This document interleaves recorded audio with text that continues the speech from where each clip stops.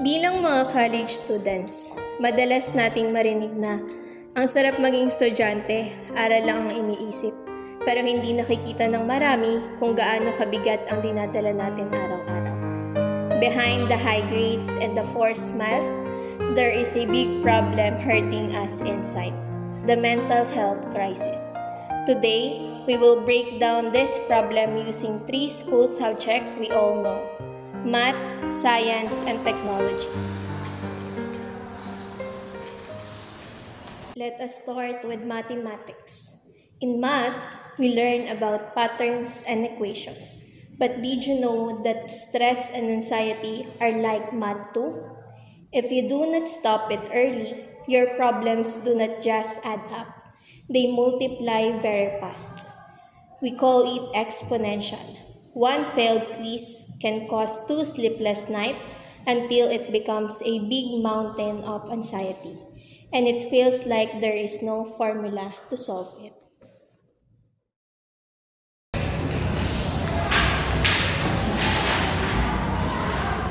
Ay, grabe! Tinatagal mo alam sasabihin ng mga to. May exam bukas. Gawin ka sa susunod na araw, tapos may thesis pa. Ay, hindi ko na talaga alam.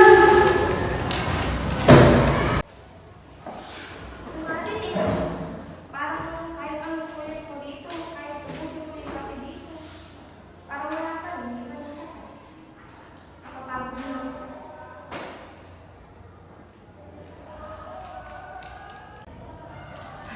Tama na sa grupo na yan. Tignan yung mga sarili mo. Parang hindi na tayo tutulong ng isang linggo. Baka kailangan mo na siguro natin huminga kahit saglit. Huwag niyo istresan yung sarili niya sa mga rumino at dado na yan. May bukas pa naman, di ba? Paano tayo huminga? Ang dami sabihin, pero kapag huminga ka, kahit saglit lang, may iwan ka naman lahat.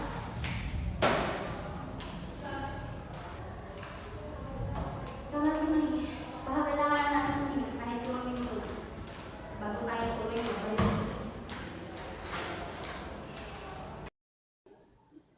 Now, let us look at science. In science, we study how our body works. Being burned out, feeling panic, or feeling very sad does not mean you are just overreacting or weak. There is a real chemical reaction happening in our brain when we have too much stress. The stress chemicals goes up and our happy chemicals go down. But the good thing about science is we know that the brain has neuroplasticity. It has the power to change, to adjust, and to heal, as long as we take good care of it.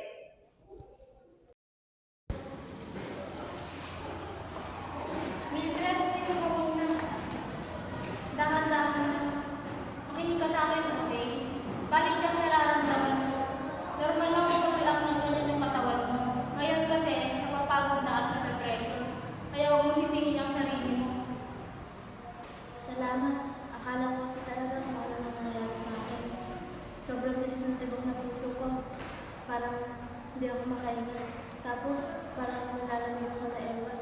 Natatakot ako na baka isipin na iba, nag-iinarki lang ako. Ano ka ba?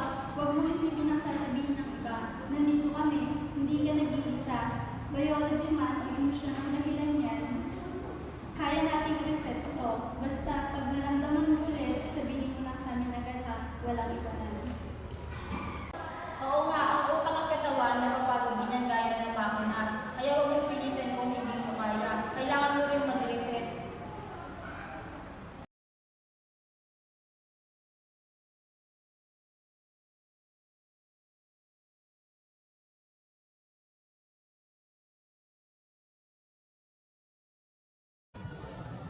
In technology, this is the world we live in every single day. Online systems are made to keep us looking at our screens, where we often compare ourselves to others. We see perfect posts, so we feel like we are left behind. But technology is just a tool. Just as it can make you feel alone, you can also use it to look for help, share hope, and connect with real friends.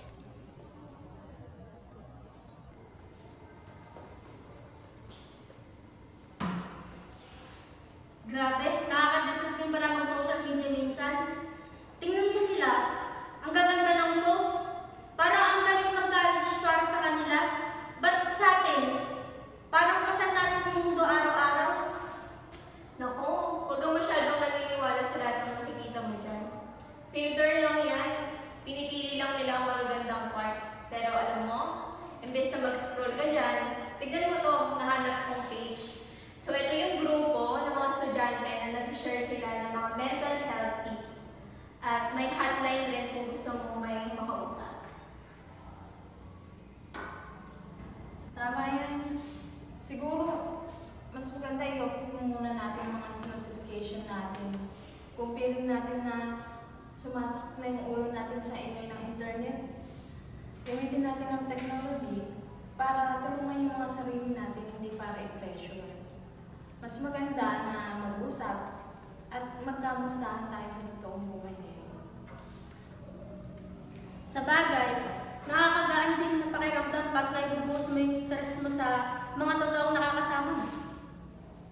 When we put math, science, and technology together, they teach us one thing. Every equation has a solution.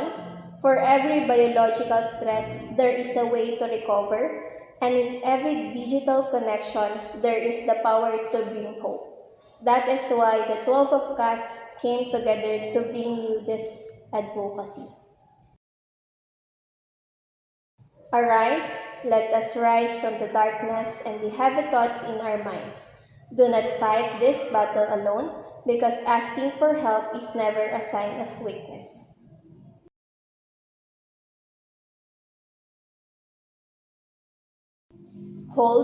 Let us hold on each other in math and science or in real life.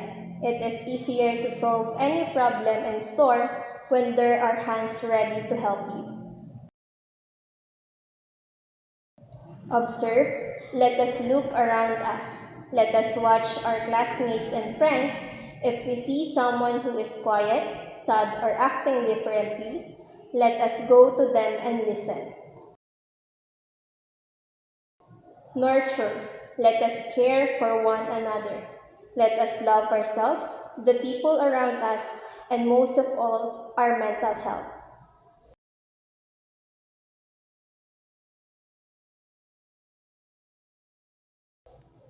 To every college student who feels tired and wants to give up right now, remember what you feel is completely valid, but you are not alone. We are with you in this fight. So come together, let us rise.